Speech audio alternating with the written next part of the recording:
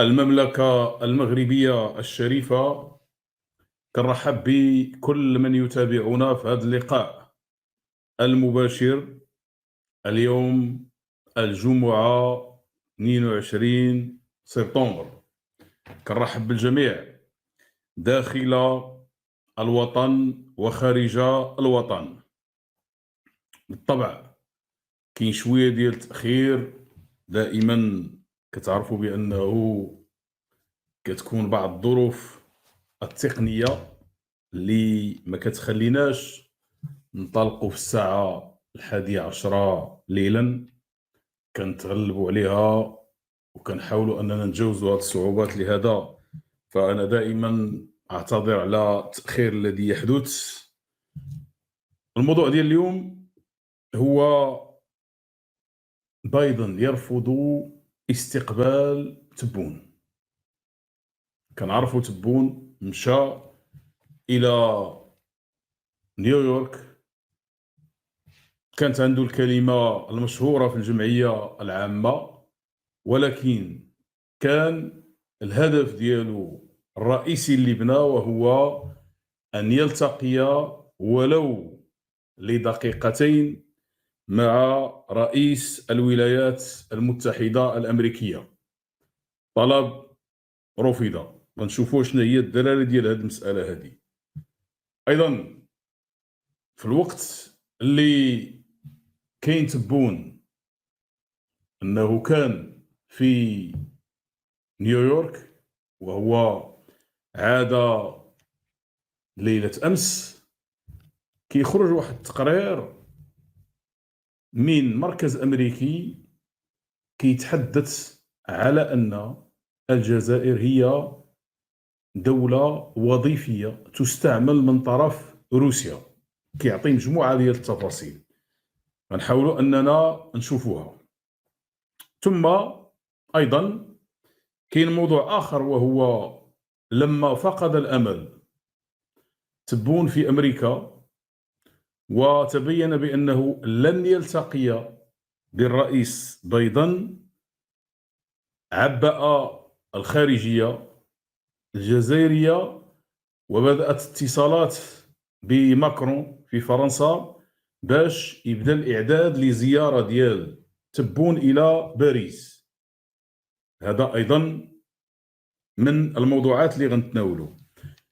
ثم موضوع آخر مرتبط بهذه الأمور كلها، إلا كان ماكرون أنه تحالف مع الجزائر، والآن العلاقات كما شفنا ديال ماكرون، لا نتحدث عن فرنسا كلها لأن فرنسا فيها نخبة اللي هي عندها علاقات مع المغرب، ويبدو بأنه صفحة فرنسا طويت من طرف المغرب حتى يمشي ماكرون من الحكم. إذا كان هذا التقارب مع الجزائر، فكيفاش غيكون الموقف ديال فرنسا في مجلس الأمن اللي سيناقش وسيصوت في نهاية شهر أكتوبر على قرار يتعلق بملف الصحراء المغربية؟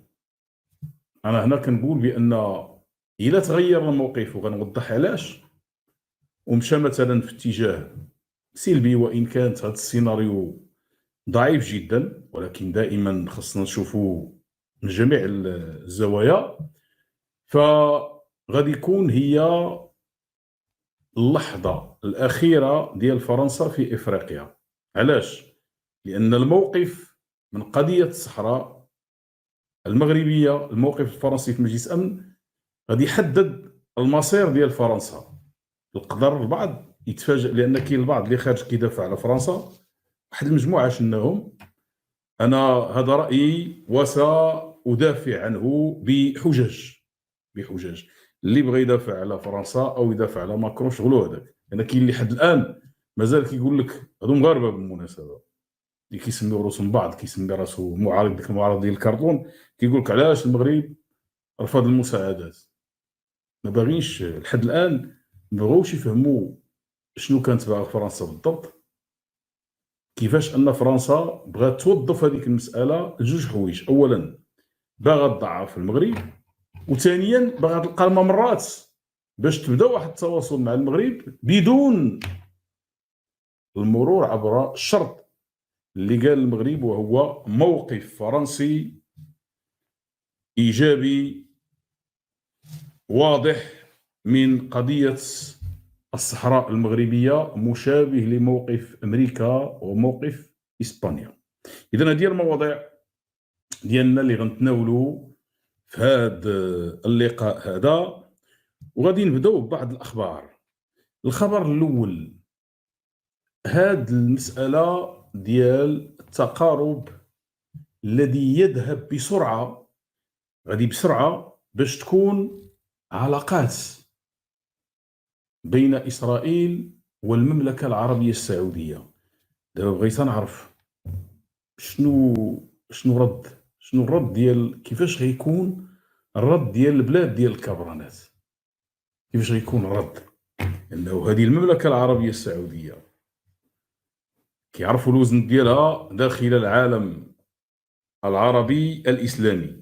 وشنا التصريحات مازال يمكن مثلا غدا نرجعوا للتصريحات اللي كانت ديال المسؤولين السعوديين حول هذه النقطه. وشوفوا الحساب دابا هنا فين كنقولوا اودي، راه العلاقات الدوليه مبنيه على المصالح، ماشي مبنيه على الخطاب اللي كيقول تبون وشنقريحه للحضيره. وهنا كيبان مره اخرى نعاود نقولها بانه تبون دار محاولات لما التقى بعباس مره اخرى، دار محاولات يلتقي بطريقه غير رسميه مع اسرائيليين، ولكن دائما اسرائيل رفضت هذه المساله. وهنا راه باين اسرائيل رفضت، والولايات المتحده الامريكيه كنعرفوا الموقف ديالها. اكثر من هذا بغيت غير نعرف انا، تبون تلاقى مع الرئيس الايراني، ما عرفت واش شافوا واحد الصور غيكونوا شافوه بالطبع ديال عناق بين الرئيس الايراني ويهود في امريكا، اسرائيليين في امريكا، ربما الصور باينه، عناق بينهما. ما عرفتش انا الكبرانات الحاضره كيفاش شافوا هذه المساله هذه. كاين واحد المعلومه اللي كتقول بان تبون تعرض الهاتف ديالو للاختراق في الولايات المتحده الامريكيه. هذه المعلومه واش هي صحيحه ولا ماشي صحيحه؟ في جميع الحالات تبون الهاتف ديالو واش غيكون فيه؟ غيكون فيه هذيك مليار و300 مليون متر مكعب ديال تحليه المياه. شنو عندهم من معلومات تبون؟ شنو المعلومات هذه غير غتكون خرجات هاد الاسطوره روجوا لها باش يبينوا القوه وبانهم راه تابعين مخابرات عالميه. ترى واحد مسوق تبون لدرجه ان تبون اللي دخل الفندق مازال كاين الصور، كاين واحد خارج بحال يلاه مدوش من الفندق خارج تما، وحتى هذوك الناس اللي واقفين عند الباب ديال الفندق واقفين بحال ماشي هذا رئيس دوله، بحال ماشي هذا رئيس دوله كاع. ما عمرنيش انا ذاك المنظر بهذيك الطريقه بحال هكا. حتى واحد ما مسوق هنا.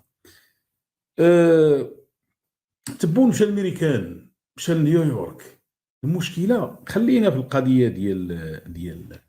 ديال مليار و300 مليون متر مكعب وغيرها نفوتوها. غير واش كاين شي رئيس عنده العقل في العالم يمشي للجمعيه العامه ديال الامم المتحده، هذه راه كنسميوها حنا كاين الجهاز التنفيذي اللي هو مجلس الامن، وكاين الجهاز التشريعي اللي كيناقش كل القضايا ديال العالم. دابا واش كاين شي رئيس ديال في العالم مشى تما ويقول حنا غنديروا تحليه المياه؟ حتى شنو رئيس ديال دوله غادي الجمعيه العامه باش يخبرهم راه حنا غنديروا تحليه ديال المياه؟ صافي هذا هو المشروع. التحليه ديال المياه راه كتناقش في مجلس يمكن نقولوا في مجلس قرار يتخاذ في واحد المجلس حكومي، ولا على مستوى المجلس ديال بحال على مستويات اقل بكثير. ولكن باش يمشي مثلا ويقول غنديروا تحليه ديال المياه ويعلن عليها امام المنتظم الدولي، شنو المعنى ديال هذه المساله؟ خلي الضجه اللي اللي حدثت هذه المساله، واللي بالمناسبه الاعلام ديال الكبرانه ضرب طم، ما دواش على هذه النقطه، ضرب طم كاع، سكت على جوج المواضيع، سكت على هذا الموضوع، هذا الفضيحه، وسكت على الفضيحه الاخرى وهي ديال انه رفضات 17 رئيس دوله ورئيس حكومه رفض انه يتلاقى مع تبون. عطاف قال لك سيدي عطاف يستعرض المقاربه الجزائريه في مكافحه الارهاب. كاين شي مقاربه على الجزائر في مكافحه الارهاب؟ والجزائر هي النظام العسكري ديالها ارهابي. دابا راه عندي فيديو حتى الغدا وغنبدا نجبد واحد الفيديوهات، مثلا هاد الايامات كتروج المجزره ديال بن طلحه، العشريه السوداء اللي ماتوا فيها 417 جزائري اللي ذبحوا في 6 ديال السوايع. الشهادات عندي انا، الفيديوهات، الشهادات ديال الناس كيحكيوا شنو وقع. وهنا بالمناسبه هذا اللي كيدير هذه المقاربه في مكافحه الارهاب، واش من التنظيمات الارهابيه، الزعيم ديال جبهه نصره الاسلام والمسلمين هذا كاين في الشمال ديال مالي. بالمناسبه الجزائر دارت ليه علاقات ديال الخط، مشى الى لبنان، ومع من اتصل في لبنان؟ اتصل مع اعضاء ديال حزب الله. وهذه دوله كتقول لك بانها راه كيعرض المقاربه الجزائريه ديال مكافحه الارهاب. هادشي ديال مكافحه الارهاب بغيت نعرف انا، ونربط بين جوج حوايج.